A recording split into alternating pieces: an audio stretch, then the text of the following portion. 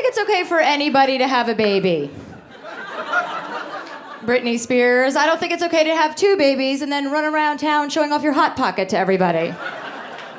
I think having a baby's a huge responsibility, okay? It's like a 5-year commitment, and you need to be ready for it.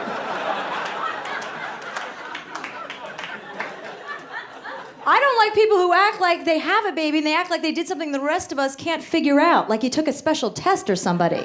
Anybody can have one. If you can't have one, you go buy one from another country, you know?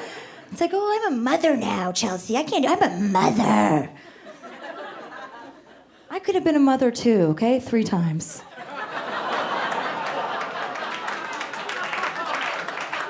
But I made the right decisions. I don't like people who have a baby and then bitch and moan about it. You know, they're like, oh, my baby weight, I can't lose my baby weight. It's like, your baby's 7. You're a fat ass now, okay? Why don't you put down that matzo ball for 2 seconds?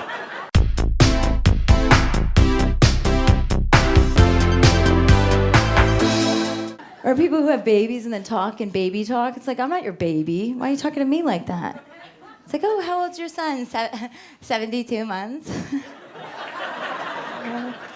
Like, what?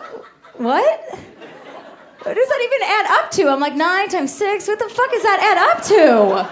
63? What are you talking? Is that 8? Or do you mean 8, you asshole? Is that what you meant to say?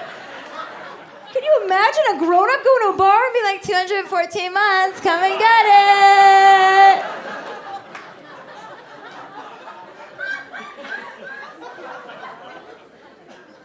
Or how about people who have like 1 baby and go buy like a minivan?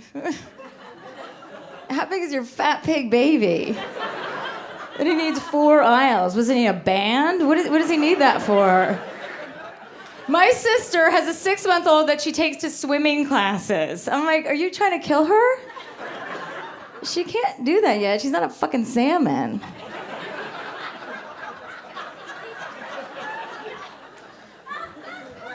And how about people who don't know their babies are asshole babies, you know? Everybody thinks they have the best baby in the world. It's like, your baby's an asshole. He just fucking hit me. What? It's not cute. You're like cuddling, and then fuck you. It's like, no. Baby sucks. My sister goes, you can't say that about a baby, Chelsea. Babies don't suck. Babies are great. You can't say that. I'm like, some people have sucky babies. Some people sucked the day they were born. Star Jones was an asshole the day she was born. Okay? You can be an asshole from the word go. You know what my favorite food is? Fajitas. I love fajitas. Do you like fajitas? You ever get those? Yeah, you do, right? They're good. Because it's more than a meal. It's very exciting. When you order a fajita, you order them, and then a couple minutes later, they bring them out, and it is loud. Smoke. It's like 4th of July. Everyone's like, oh my God. What is that? What the fuck is that? Big trail of smoke. Who got that? Who got that? That is an exciting meal. It's all over the place. Then they bring you the rest of the shit. Then it turns into an arts and crafts project. Another level of excitement. Tortillas, you have all these little sour cream, guac, salsa, you're just adding stuff, glitter, whatever the fuck they bring out. You're gluing shit on it. Very exciting. Then it turns into 4th of July again when it explodes out of your asshole like an hour later. And then you get the final kickback. And then it's so many different elements. I blame Google for every relationship that I've ever had going to the shitter. Because I share a computer with anybody that I date, and anytime they look up anything on my computer, they're like, oh, I'm gonna search apples, and then it's like, oh, Asian ass porn. Like, as soon as they hit the A, that's what jumps up. Like, Google's like, you don't have to type another letter, I know what you're looking for. Every time you hit A, it's Asian ass porn. Google, you should make them type at least 3 letters before you jump to such a bold conclusion. It's bad enough I clear my history every 3 hours and change my passwords. I'm trying to have an honest relationship, and you're fucking my shit up. And when I'm looking up Asian ass porn, I don't need any shortcuts. I can type it out because I have all the time in the world. My house is locked, the plantation shutters are closed, the keyboard's in a safe but reachable distance. Yeah, lesson learned, the aerosol duster doesn't get out man goo. Got it. What do you, don't go, oh, I'm the one that has to do the walk of shame at the Mac store. They're like, another keyboard, Mr. Tosh? I'm like, yeah. Let's talk about topical humor, guys. How about that Steve Irwin? You know,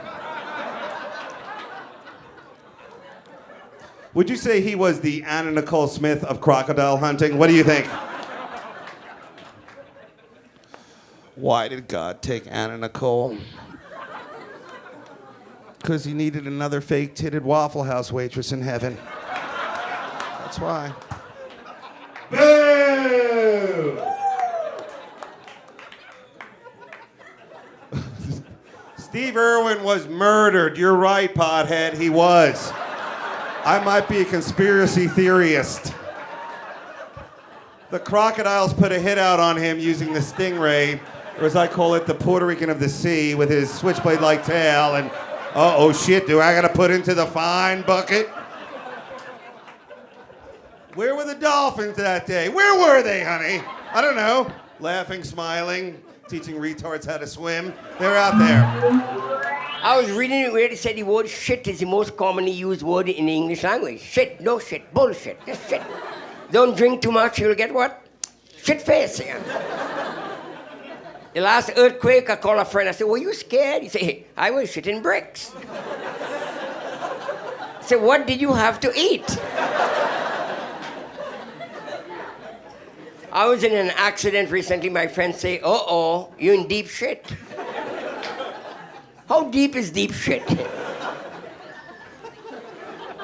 He said, you're up Schitt's Creek without a paddle. What a gross thought. Would it make a difference if you had a paddle? It's a lot of fiber here, you know.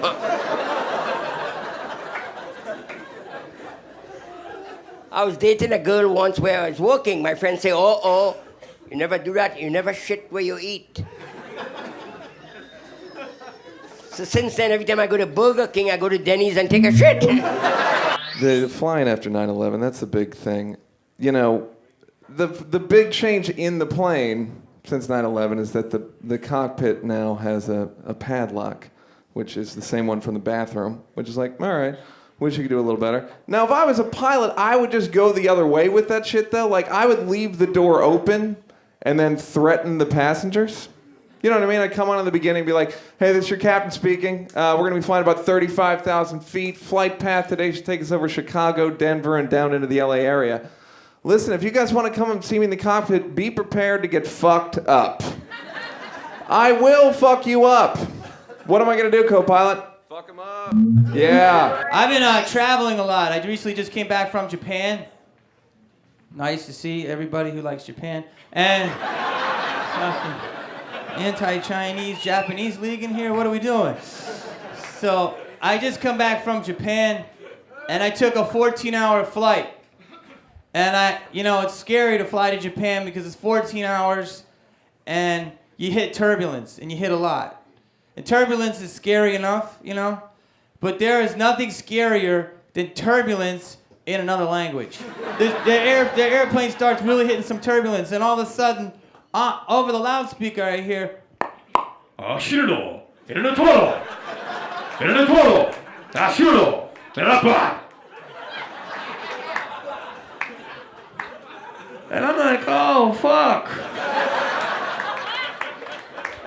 This guy thinks Godzilla's in the cockpit. Ashiro, el toro, Burupa. I'm like, he's still pissed off about Pearl Harbor. I'm like, I hated that movie too, sir. Ben Affleck, an asshole. I'm the only English speaking on the person on the plane, okay?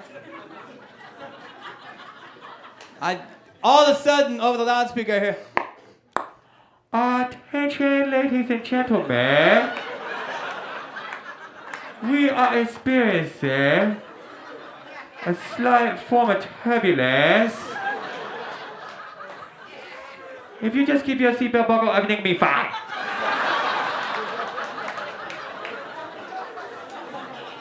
Enjoy the movie Charlie and the Chocolate Factory.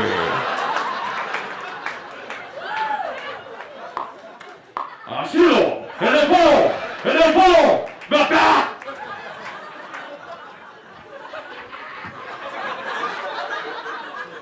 I don't know. Is it good? Is it not?